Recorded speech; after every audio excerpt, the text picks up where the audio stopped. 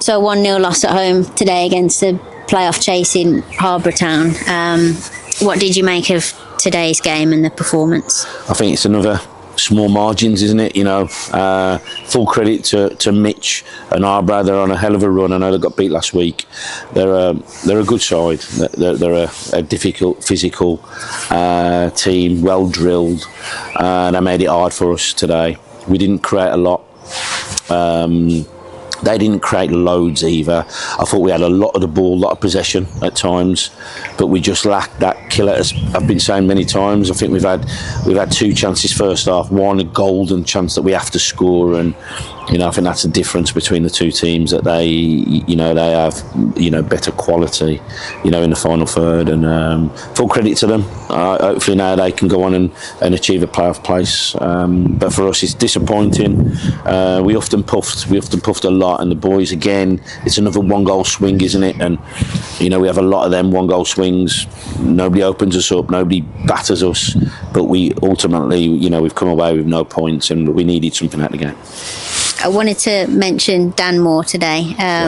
It was Ollie Taylor suffered a broken orbital bone against Biggleswade. What was the process like for that, having to try and find a keeper with such short notice, and what did you make of his firstly, debut? I think it's important that we address the Ollie Taylor thing, because 6 minutes into the game we concede a goal. He gets an elbow in the head from one of our own players, and he can't see.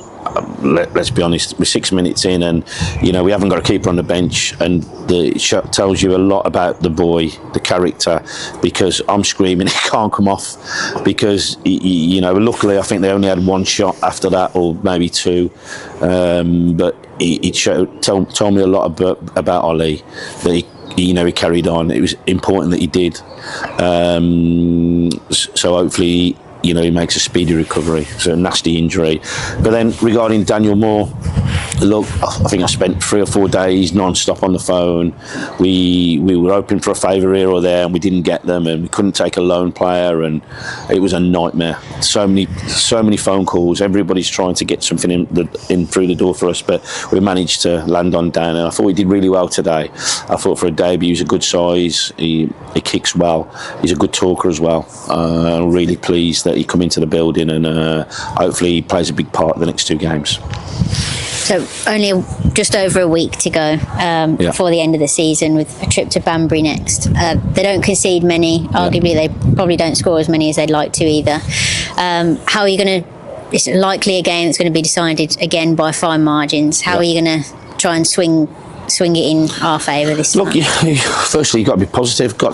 That we spoke in the dressing room after the game about being positive, and they've got to believe that. Firstly, they've got to prepare right. That's really, really important.